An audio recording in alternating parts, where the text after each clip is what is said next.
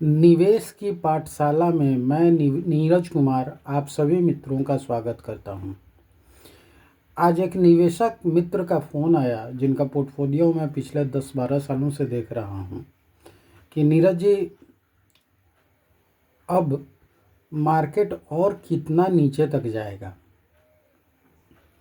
जाहिर है इन परिस्थितियों में उनका सवाल बिल्कुल वाजिब है और हर उस निवेशक के मन में यह सवाल और ये विचार आ रहा होगा कि मार्केट और कितना नीचे जाएगा और कहाँ तक नीचे जाएगा। अंदर खाने से तो बहुत सारे वॉइस ये भी सुनने को मिल रही है कि मार्केट 20,000 से नीचे जा सकता है, ये हो सकता है, हो सकता है, बहुत जितनी मुँह उतनी बड़ी बड़ी बातें। बट यह सही है कि निवेशकों के मन में अभी यह सवाल बहुत गंभीरता से चल रहा है कि मार्केट की आने वाले दिनों में दशा और दिशा क्या होने जा रही है। तो जैसा कि मैंने पहले भी अपने कई वीडियो में इन बातों को पुरजोर तरीके से दोहराता आया हूँ कि अभी जो जियो पॉलिटिक्स सिचुएशन है उसमें दो ही लोग जो है मार्केट को, विश्व के बाज़ारों को फैक्टरिंग कर रहे हैं। एक ट्रम्प साहब का रोज़ दिन का वो ट्वीट और दूसरा तेल और डॉलर, तेल की धार और तीसरा डॉलर की मजबूती in comparison to other countries. और जहाँ तक ट्रम्प साहब की बात है और जहाँ तक जियो पॉलिटिक्स की बात है तो यह अब सब लोग समझ रहे हैं कि यह जो खेला हो रहा है उसमें अब अमेरिका पूरी तरह से फंस चुका है। अब उसकी हाल वही है कि ना उसे निगलते बन रहा है, ना उगलते बन रहा है।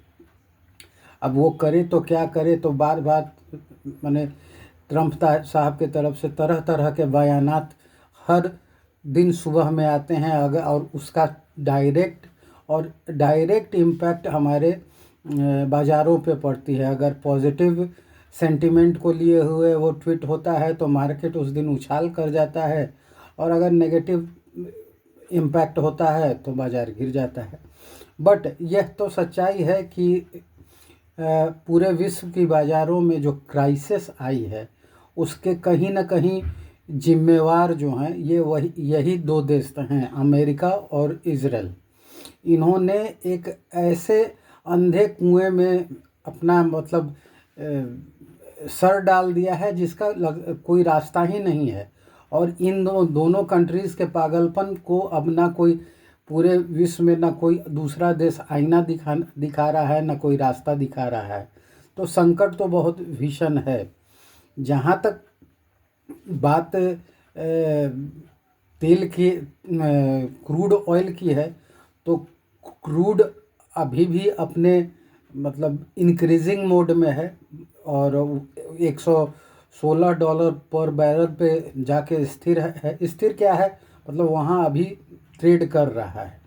और इसे अगर युद्ध अगर आगे बढ़ती है और युद्ध अगर और एग्रीवेट होता है तो यह $120 या $150 पर बैरल तक भी जा सकता है। और उस कंडीशन में विश्व के बहुत से देशों में ऊर्जा संकट हो सकती है, तो उसका डायरेक्ट इम्पैक्ट हमारे बाज़ारों पर पड़ेगा।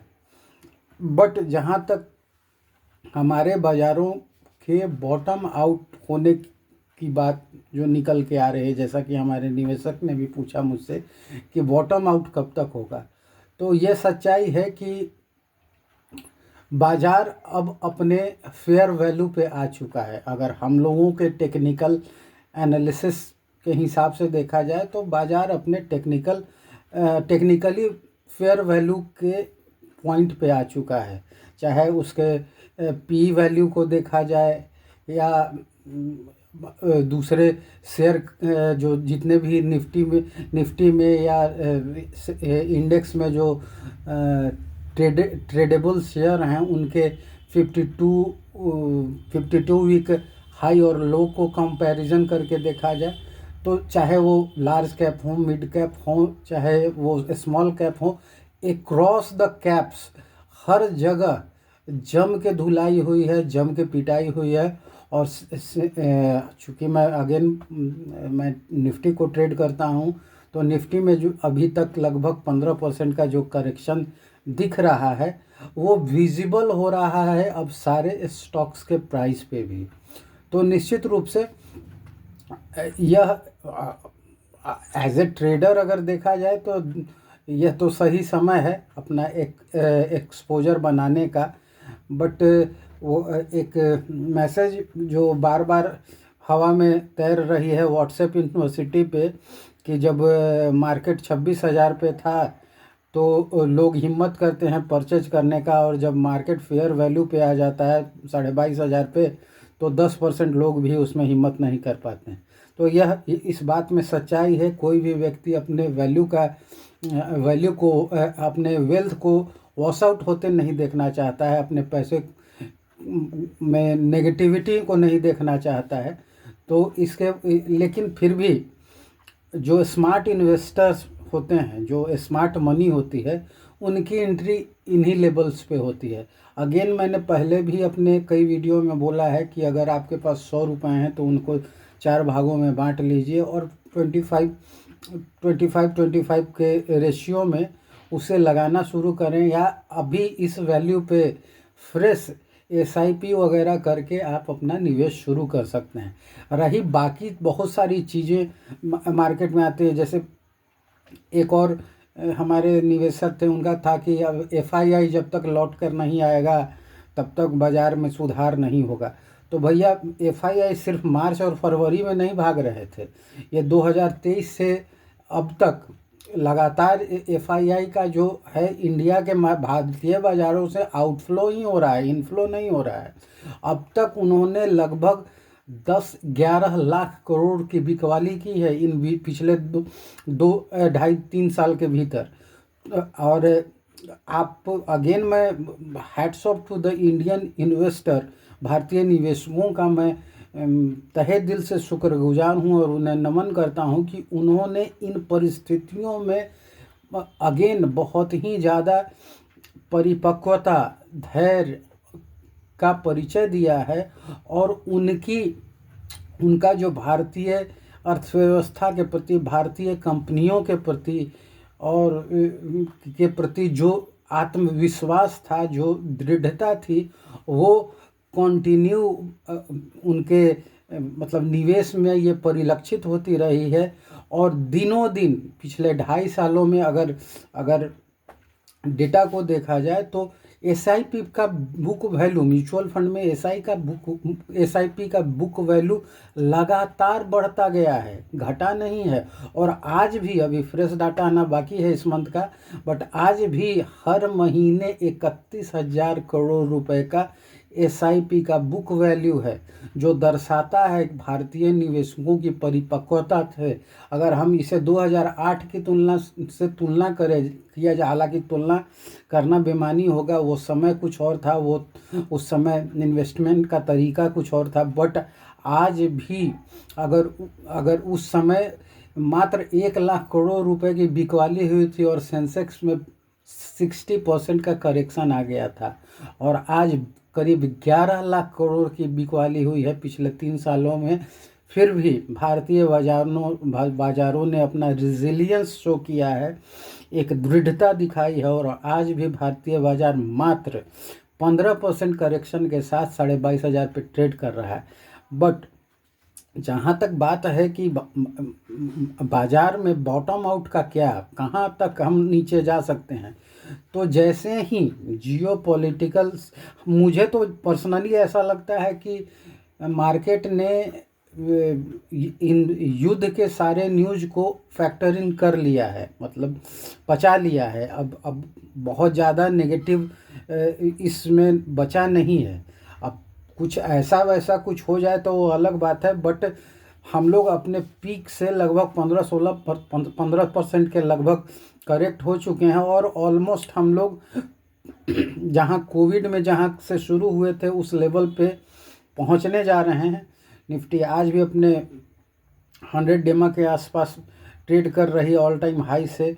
तो ये सारी चीज़ें जो बता रही हैं कि मार्केट अब अपने रिजिलियंस को दिखाना शुरू कर सकता है, धीरे धीरे ही सही, बट ये अपने स्ट्रेंथ को दिखाना शुरू कर सकता है। हालांकि अभी जितने भी न्यूज़ हैं वो मैक्सिमम नेगेटिव साइड पे ही हैं, लेकिन एक पॉजिटिव न्यूज़ का इंतज़ार है और एक पॉजिटिव न्यूज़ ही काफ़ी होगा मार्केट को संभालने के लिए। तो आप सभी लोगों मित्रों से आग्रह है कि अगेन धैर्य धारण करें, पेशेंस से काम लें। ये समय, इससे काफ़ी कठिन समय हम लोगों ने गुजारा है, बिताया है, और जैसे वो सारा समय पास आउट हो गया, ये भी समय गुजर जाएगा। और भारतीय बाज़ारों में इतना दम है, भारतीय कंपनियों में इतना दम है कि वंस अगेन हम लोग फिर से नई ऊंचाइयों को तय करेंगे, नए हाइज बनाएंगे, और भारत का परचम जैसे लहरा रहा है पिछले 10 सालों से विश्व के बाज़ारों में। अगेन अब तो FIIs को लौट कर भी आना पड़ेगा। पहले तो एक कारण था कि यहाँ के जो शेयर स्टॉक मार्केट में जो स्टॉक्स थे वो फेयर वैल्यू से काफ़ी ऊपर ट्रेड कर रहे थे। तो अब कंपेयर टू अदर कंट्रीज, क्योंकि FIIs वो पंछी है जिसको जहाँ वैल्यूएशन वो लोग देखते हैं, जहाँ अच्छा वैल्यूएशन होता है वहाँ उड़ के चले जाते हैं। तो अभी तो हालात यह बन रही है कि हम उन लोगों का जो स्टॉक प्राइस है वो भी एक फेयर वैल्यू पे आ गया है। तो जाहिर है जब मार्केट लिक्विडेटिव हो जाएगा और सिचुएशन थोड़ा सा पॉजिटिव हो जाएगा तो निश्चित रूप से FII का पैसा भी भारतीय मार्केट में आना शुरू हो जाएगा। और हम भारतीय निवेशक तो जिंदाबाद थे, जिंदाबाद हैं और जिंदाबाद रहेंगे। तो इसी के साथ अपने धैर्य को बनाए रखें, आत्मविश्वास को बनाए रखें, और भारतीय बाजार में और भारतीय अर्थव्यवस्था में और एक सक्षम नेतृत्व में अपने विश्वास को बनाए रखें। यह कठिन समय है, कठिन समय गुजर जाएगा, और फ्रेश निवेश के लिए सोचना शुरू करें, क्योंकि हम लोग कहीं ना कहीं बॉटम के आसपास आ रहे हैं। आने वाले 10 दिन 15 दिनों में या maximum end of the April कहीं ना कहीं हम लोग बॉटम पे खड़े होंगे। उस समय हमारे पॉकेट में, नया फाइनेंशियल ईयर भी शुरू हो रहा है, उस समय हमारे पॉकेट में कैश होना चाहिए, अकाउंट में पैसे होने चाहिए, तभी हम लोग शुरू कर सकते हैं। Thank you very much. और हाँ, अंत में इस वीडियो को लाइक करें, शेयर करें, सब्सक्राइब करें, और कमेंट सेक्शन में आकर जो कमी हो या और कैसे इसको और इंफॉर्मेटिव बनाया जा सके इस चैनल को, उसके विषय में ज़रूर अपना मत दें। धन्यवाद।